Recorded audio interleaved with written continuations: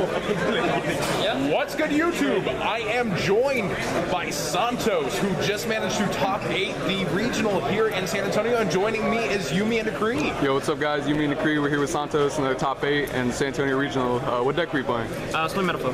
Okay, cool. Let's go ahead and get into it. All right. Played 3 of each of the vanillas.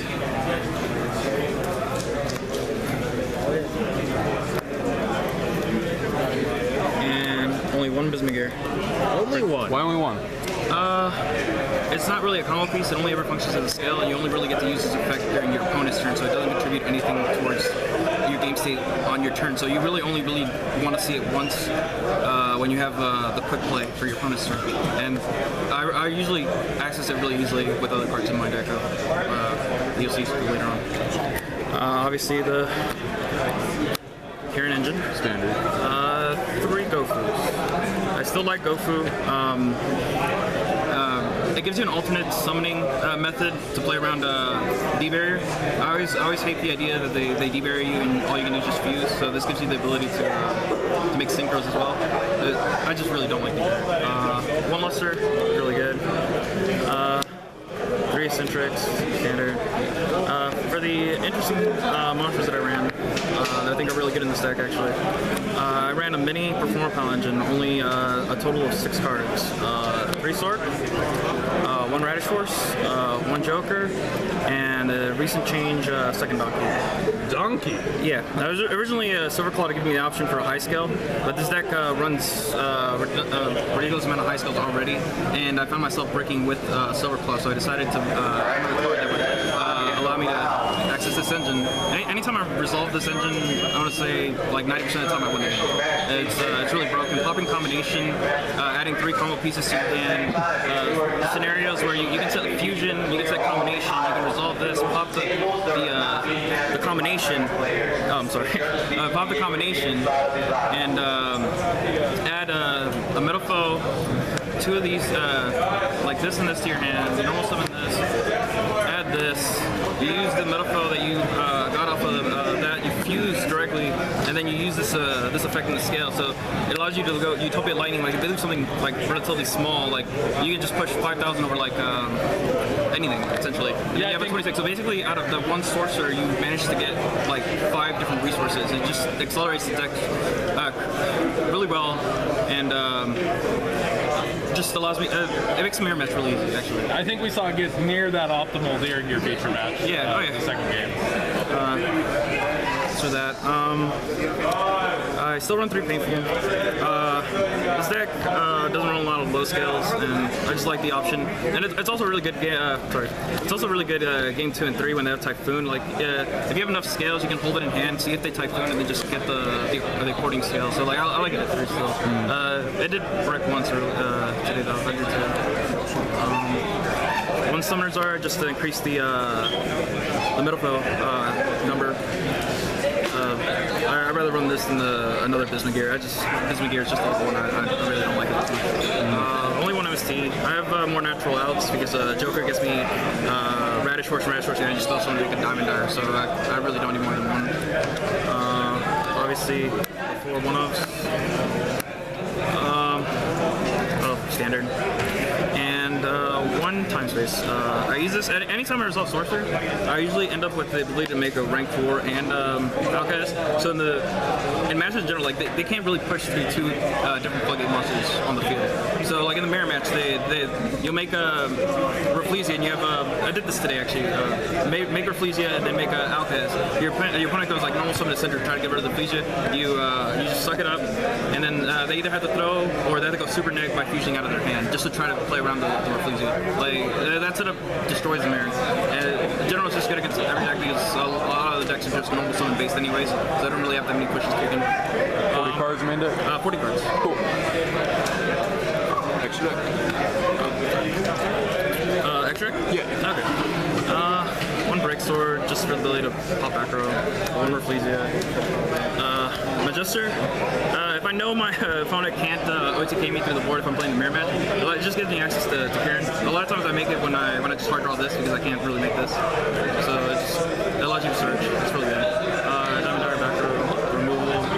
Like I OTK with this so much. If you just because of Radish, where it's just cutting something down and then lightning it over. It's just so much damage to the point where I usually just get a lot of people like that. 3 Mithril, 1 Roy Calc, 1 Alcahest. I really don't need more than 1 and 1. I don't really have the space, to be honest. For the Synchros, the Omega, the Ignister. Love this in the mirror. So I still like the Gofu just because the access to this and just blow out the mirror. And this that I really use as a combo piece a lot, actually. I make this all the time. Just Gofu, Sword, Blade, just a lot of loops with it. You end up with like 5-6 cards at the end of the turn with like Fuzi and now guys too. It's really stupid. Cool. That's it for the extra 15. For side, 2 slots. I said this against everything going first. It's amazing. Like even in the mirror match, if they go pop, pop, pop, anything goes to extra, they can't pencil someone back. So they have to hard pencil someone out of their hand before they start popping their scales to set the spell in the trap. So in that sense, it just hinders your opponent's first turn. So even if they out it, you establish your play, you break the board, then you pencil someone back, run over all this board, and he can't pencil anything back. It's amazing, honestly. At points I want to main deck it, but deep air, I'd rather have to Double Denko, Helio, Double Maxi, Spammy Dex, Triple Lava Golem, any kind of annoying first turn boards of Dark Claw, Toad, things like that. So why this over Sticky String or, say, Sphere Mode? Sphere Mode is too expensive. Okay, fair. And Sticky String doesn't get rid of enough. I rather, like, the decks that I fear the most with this deck are decks that make, like, Dark Claw and Toad or Double Toad. Like, I rather, like, getting rid of 2 is, like, perfect number. Like, I think 3 is way too much, 1 is not enough. So, awesome. It works perfectly for me. Did you ever lose because of the no normal summon? What? No normal summon? Yeah, it was really funny. Like, I usually just make Mithril, bounce it back to my hand, and just hold it for, like, whenever they try to research or whatever. Really have to deal with it. Yeah. Puts pressure on. Double Resetting C, still think it's really good in mirror. 2 more MSTs and a Cosmic Cyclone, just anti-spell frequency. And Dweller, mainly because I don't know the space. If I'm going first and it's blind, I don't know what I'm playing against. I'm not going to make this. I'm just going to make Please It. So game 2 and 3 is just it's optimal set. So what were your matchups during the day, if you remember most of them? Actually, let me get my phone out. I got the first like 5 on there on a text message. I know you played Aaron's DDDs in the final round. Yeah.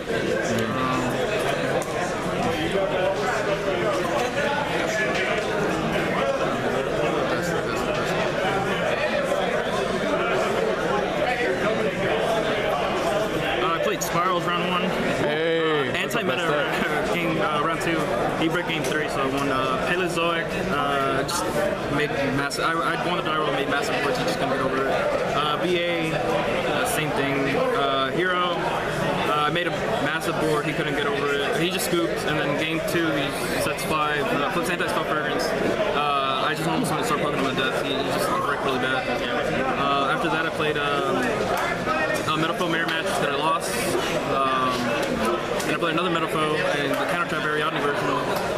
I beat that, and then I played those were matchups. Okay, so obviously the deck has a lot of differences compared to what duelists might be used to. Yeah. For a Metalfoe deck, any advice to people watching this who are about to try it out online or try it for themselves? What advice would you give? It takes a lot of practice. It took me like a good 2-3 weeks to even like learn how to play it properly. Like I knew I wanted to play the cards, it's just like I kept on not doing it the optimal way, and then it makes you play the mirror match kind of strange because your deck just works a lot differently than mirror match. So like, it just throws you off when you open all Metalfoes too. So just keep that in mind. How do you feel about this deck going into next format with Zodiacs and all the new decks? I'm obviously not going to play Performapal. I'm going to play Zodiacs in it. Okay. I think it's the best deck, Metalfoe Zodiac. Okay. And any shout-outs finally here, unless you have any other questions? All good. Any other questions? No. You're good. The team I'm on, Team Lockdown. I still don't have a shirt. We still don't have shirts, but we're getting them soon. It's like Grant, Mez, David, like six of the guys. Shout out They know. I want to shout out to Mez for O2. He's just bad luck. Yeah. Shout out to my friends Rigo, Gilbert, and James. Especially Gilbert because I made him drive after working like a 90 hours that week, I made him drive 30 minutes to a local to give me cards that I didn't even get to use, that I didn't even use. And I'm so sorry, but yeah, shout out to him for doing that.